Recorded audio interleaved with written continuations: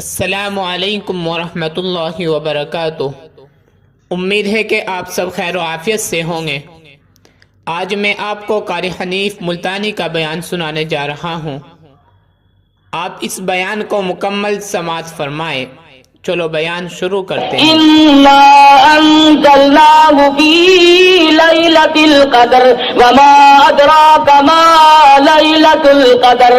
میں نے اس رات میں قرآن مجید عظمت والی کتاب، شان والی کتاب، دستور والی کتاب، نصب العین والی کتاب، قانون خداوندی، تعزیرات الہی، کلام الہی کو لوح محفوظ سے آسمان دنیا پر اسی رات میں اتارا ہے۔ وما ادراک ما لیلۃ القدر، اور آپ کیا جانے، آپ کو معلوم بھی ہے وہ لیلۃ القدر کیا شے ہے۔ لیلۃ القدر خیر من الف شہر تنزل الملائکۃ والروح۔ اترتے ہیں اس رات کو فرشتے۔ حدیث میں آتا فرمایا مدنی کریم صلی اللہ تعالی علیہ وسلم نے اللہ پاک کا حکم لے کر جبریل امین ایک فرشتوں کی فوج لے کر اترتے ہیں اور اعلان کرتے ہیں جاؤ اس رات میں پھیل جاؤ، پوری دنیا میں پھیل جاؤ، سمندروں میں پھیل جاؤ، پہاڑوں میں پھیل جاؤ، صحرا میں پھیل جاؤ، بستیوں میں چلے جاؤ، شہر کے گھر گھر کا چکر لگاؤ۔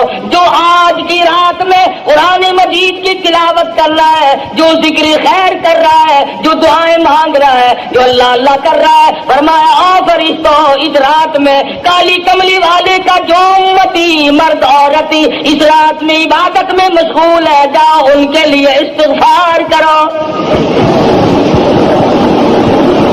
اور جبریل امین فرشتوں کو حکم دیتے ہیں کہ آج کی رات میں ذکر کرنے والوں کے ساتھ مصافحہ کرو،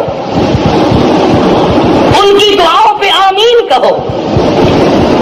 حدیث میں آتا فرمایا مدنی کریم صلی اللہ تعالی علیہ وسلم نے اللہ پاک عرش عظیم سے آسمان دنیا پر نزول فرماتے ہیں اور ندا کرتے ہیں، او میرے بندے ہے کوئی جس کی روزی میں کمی ہو، آج جھولی پھیلا ہے میں فراخ کر دوں۔ حل من مستدرک، اے کوئی روزی مانگنے والا اس کی روزی بڑھا دو۔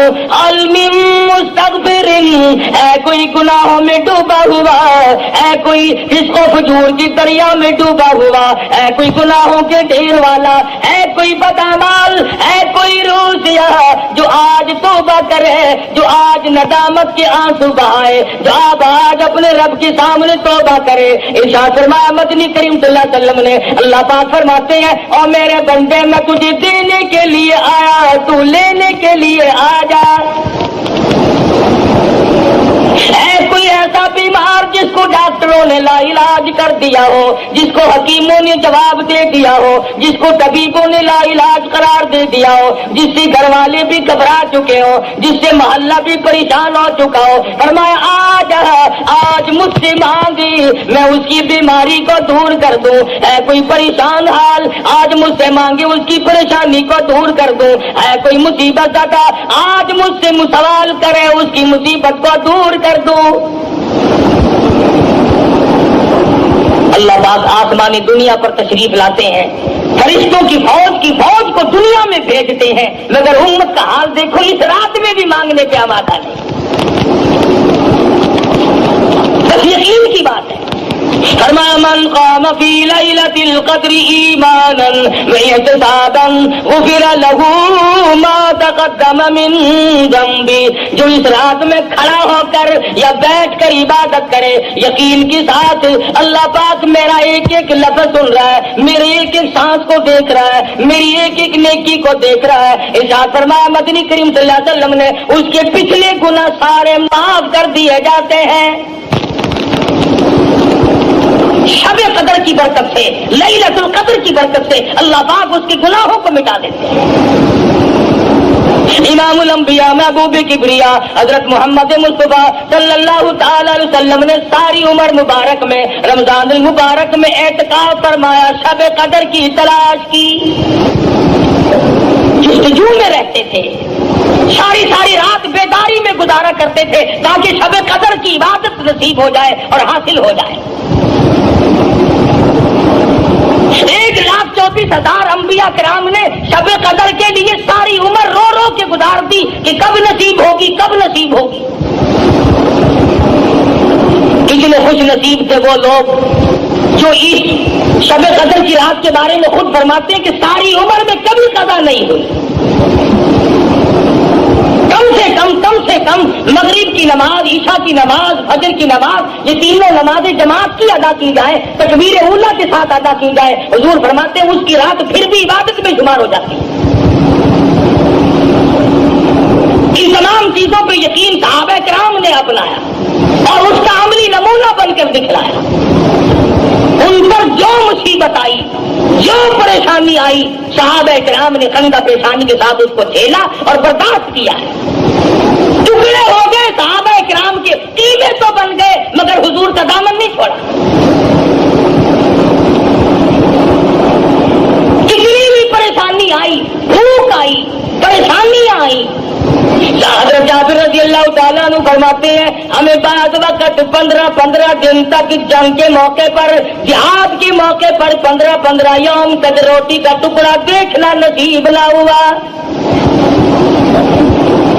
خود سیدہ عائشہ صدیقہ رضی اللہ تعالیٰ عنہ فرماتی ہے مدنی کریم صلی اللہ علیہ وسلم کے گھر کی حالت یہ تھی، جو کا آٹا ہوا کرتا تھا، چھلنی نہیں تھی، چھاننے والی کوئی چیز نہ تھی۔ حضرت عائشہ فرماتی ہے میں دھوپ مار دیتی تھی، جو گھاس اڑ گیا تو چھلکا نکل گیا، باقی چھلکا اندر پکتا تھا اور میں پکایا کرتی تھی۔ مدنی کریم صلی اللہ علیہ وسلم نوش فرمایا کرتے تھے اور فرماتی ہے کبھی کبھی ایسی حالت بھی آئی 3 مہینے چولہے میں آگ جلنے کی نوبت نہ آئی۔ عورتیں توجہ کریں جو آج اپنے خامدوں کی شکایت کرتی ہے کہ ہمیں خرچہ معقول نہیں ملتا، ہمارا مطالبہ پورا نہیں ہوتا، ہمیں صحیح کپڑے نہیں ملتے، ہمیں صحیح خرچہ نہیں ملتا۔ آؤ میں تمہیں بتلاؤں، امام الانبیاء کی گھر والی تم سب مرد عورتوں کی ماں کا خرچہ تو دیکھو۔ فرماتی ہے مجھے 2 مہینے تک ایک کھجور کا دانہ اور ایک پانی کا پیالہ ملا کرتا تھا 24 گھنٹے، پانی بھی رکھ کے نہیں، ایک پانی کا پیالہ اور کھجور کا ایک دانہ۔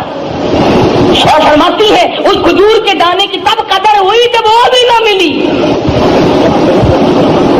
جب وہ بھی نہ ملی تو اس کی بھی قدر ہوئی۔ صحابہ کرام کو حضور نے ریشن تقسیم فرمایا، ایک کھجور کا دانہ 3 صحابہ میں تقسیم فرمایا۔ کتنا حصے میں آیا ہوگا؟ وہ 3 کھجور کا دانہ کھا کر صحابہ کرام نے تلواریں چلائی، کافروں کی گردنیں کاٹی اور اپنا قیمہ بنوا دیا، مگر شکایت نہ کی کہ ہمیں کھانے کو نہ ملا۔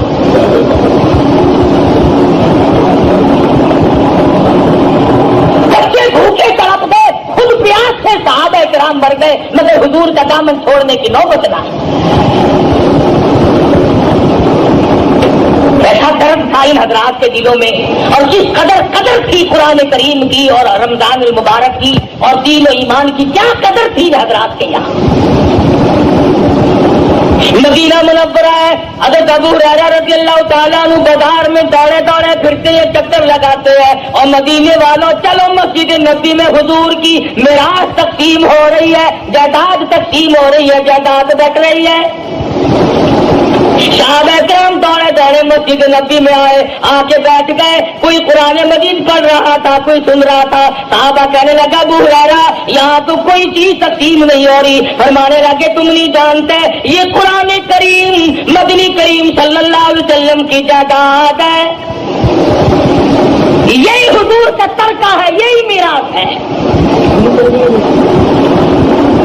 جس قرآن مجید کو آج ہم برکت والی کتاب نہیں جانتے، آج عظمت والی کتاب نہیں جانتے، جس میں خیر و برکت نہیں مانتے، جس پر عمل کر کے نجات دہندہ نہیں سمجھتے، جس کو آخرت کے لیے کافی نہیں جانتے، فرمایا یہ وہ کتاب ہے وَهَذَا كِتَابٌ أَنزَلْنَاهُ مُبَارَكٌ فَاتَّبِعُوهُ وَاتَّقُوهُ لَعَلَّكُمْ تُرْحَمُونَ۔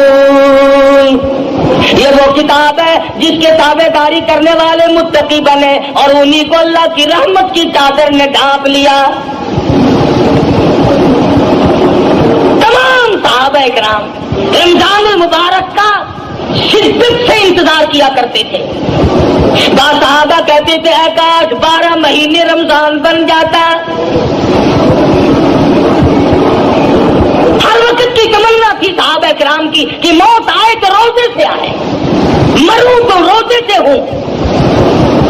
ارشاد فرمایا مدنی کریم صلی اللہ تعالی علیہ وسلم نے میدان حشر برپا ہوگا, دنیا مصیبت میں ڈوبی ہوئی ہوگی, کوئی اپنے پسینے میں گھٹنوں تک ڈوبا ہوا, کوئی ناک تک ڈوبا ہوا, کوئی ناک تک ڈوبا ہوا, اور حالت یہ ہوگی یا ایھا الناس اتقوا ربکم ان زلزلۃ الساعۃ شیء عظیم. او لوگوں, او انسانوں, او آدمیوں, ڈرو اپنے پروردگار سے جو زمین میں بھوچال مچا دیتا ہے, جو قیامت کی ایسی ہوش ربو گھڑی لا کے تمہارے سامنے کھڑی کر دے گا. یوم ترونھا تذہل کل مرضعۃ عما ارضعت وتضع کل ذات حمل حملها وترى الناس سکارى وما هم بسکارى ولكن عذاب اللہ شدید. ماں اپنے شیر خوار بچے کو, دودھ پیتے بچے کو زمین میں پھینک کے مار دے گی. ایسا خوفناک منظر, ایسی ہوش ربو کھڑی, ایسی تباہی ہوگی. ماں باپ اولاد کے نہیں, اولاد اپنے ماں باپ کے نہیں, بیوی خامند کی نہیں, خامند اپنی بیوی کا نہیں, کوئی شے کسی کے کام نہیں آئے گی. آتا ہے کہ ابراہیم علیہ السلام جیسے پیغمبر گھبرا کے فرمائیں گے لا اسألک غیر ھذا, اور میرے معبود میں اپنی ذات کے سوا کسی کا سوال نہیں کرتا.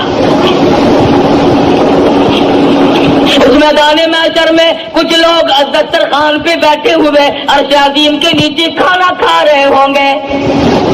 لوگ کہیں گے الہ العالمین, یہ کون لوگ ہیں, یہ کون خوش نصیب ہے جو مصیبت کی گھڑی میں آج اتنی موج کر رہے ہیں, کھانا کھا رہے ہیں, سائے میں بیٹھے ہیں. جواب ملے گا تم یہ روزے رکھا کرتے تھے, تم مکر کیا کرتے تھے, یہ رات کو تراویح پڑھا کرتے تھے, تم فلم دیکھا کرتے تھے, یہ قرآن پڑھا کرتے تھے, تم گیت گایا کرتے تھے. ان کے دلوں میں میں بسا کرتا تھا, تمہارے دلوں میں کنجریاں بسا کرتی تھی. ارشاد فرمایا مدنی کریم صلی اللہ علیہ وسلم نے کچھ لوگ پروں والے گھوڑوں پہ سوار ہو کر میدان حشر میں اڑتے پھریں گے.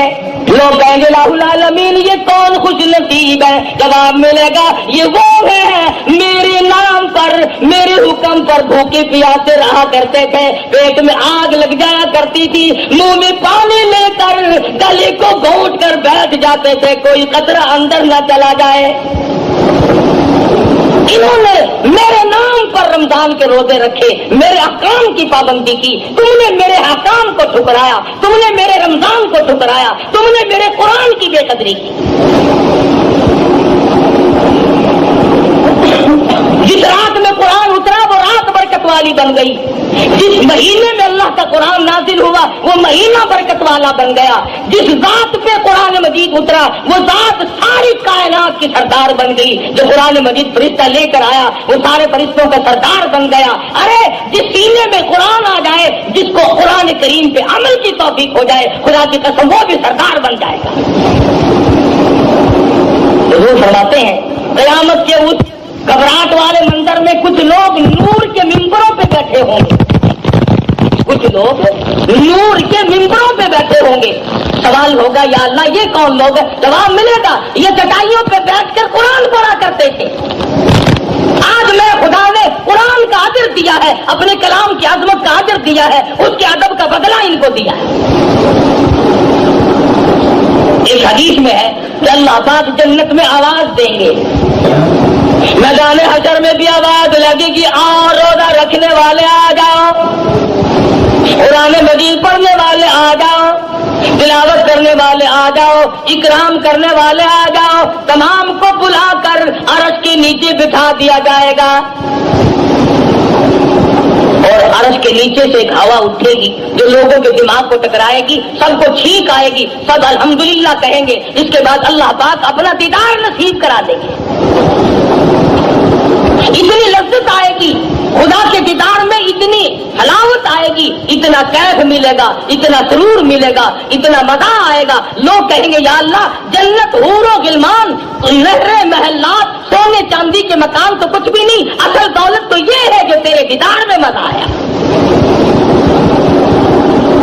کون کر رہا تھا اس رات کو اپنے لیے غنیمت جانو؟ پچھلے سال اس رات میں لاکھوں آدمی زمین پہ تھے، لاکھوں عورتیں دنیا میں اس رات میں بجائے اللہ سے مانگنے کے چوڑیوں کی فکر میں پھرتی تھی، جوتے کے لیے روٹھی پڑی تھی، کپڑوں کے جھنجٹ میں پڑی ہوئی تھی۔ سال کے درمیان میں موت آ گئی، موت کی جھٹکی نے تباہ و برباد کر دیا۔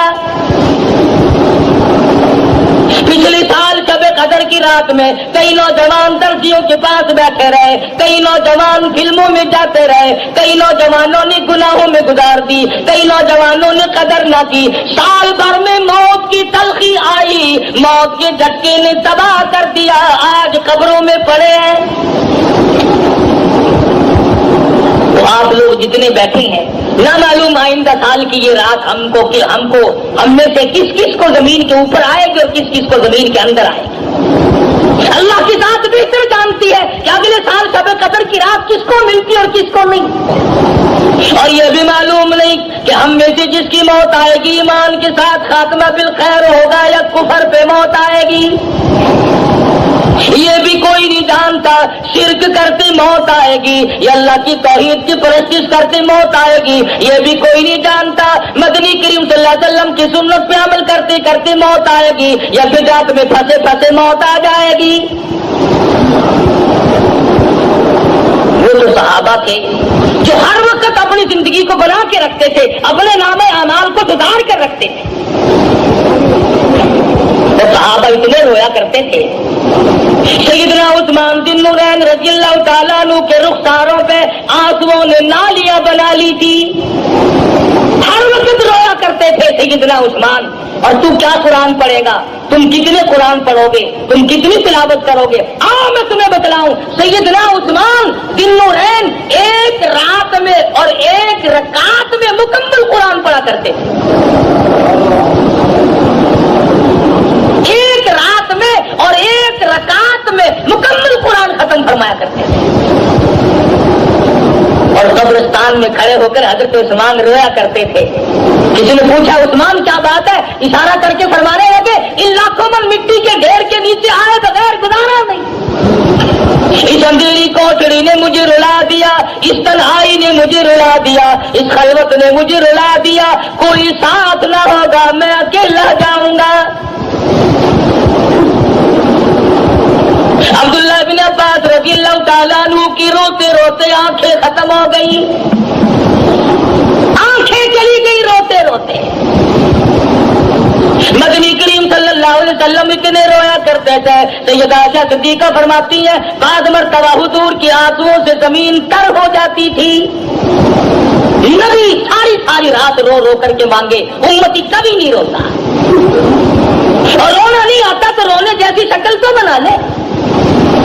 ایک ایک نبی نے اللہ پاک سے رو رو کر کے مانگا۔ سیدنا ایوب علیہ السلام ہے، کتنی مدت گزر گئی، کیڑوں نے کھا لیا، کھال ختم ہو گئی، گوشت ختم کر دیا، اللہ پاک کا امر ملا۔ حضرت ایوب علیہ السلام نے اللہ کے دروازے کو کھٹکھٹایا، ربی انی مسنی الضر وانت ارحم الراحمین، اور میرے پروردگار کون ہے تیرے سوا میری مشکلوں کو آسان کرنے والا۔ یونس علیہ السلام نے مچھلی کے پیٹ میں اللہ میاں سے مانگا، یوسف علیہ السلام نے کنویں میں اللہ میاں سے مانگا۔ آج ہم تو جب مانگے جب ہمارے یہاں کسی بات کی کمی ہو، کپڑے بٹیرے، اولاد کافی ہے، کاروبار بھی اللہ نے دیا ہوا، ہم کیوں مانگے؟ کوئی ضرورت باقی ہو تو طلب کرے، ہماری ساری ضرورتیں تو پوری ہو گئی، مگر تجھے معلوم نہیں اصل ضرورت باقی ہے۔ اگر کوٹھی سے جنازہ نکلا اور ایمان کی رتی نہ ملی تو لعنت ایسی زندگی پہ، جنازہ بنگلے سے نکلا مگر ایمان کی رتی نہیں، اس کام کی وہ زندگی۔ ساری عمر افسری میں گزار دی، ساری عمر دولت مندی میں گزر گئی، ساری عمر مخیر پانے میں گزر گئی، امیر کبیر ماحول میں زندگی گزاری، اگر ایمان نہ ملا تو تباہ و برباد ہو گئی۔ صحابہ کرام میں سے ایک ایک صحابی کو لے کتنا ایمان، کتنا یقین، کس قدر پختگی، کس قدر عزم صمیم تھا صحابہ کرام کے پلے۔ نبی کی نگاہ نبوت نے ان کو اتنا اونچا کر دیا تھا، اتنا لمبا کر دیا تھا ان کا مقام کہ آج خدا کی قسم صحابہ کرام کی جب موت آئی تو ان کو غسل فرشتوں نے دیے، ان کو کفن فرشتوں نے دیے، ان کے جنازے فرشتوں نے پڑے، ان کی میت کو اٹھا کر آسمان کی طرف فرشتے لے گئے۔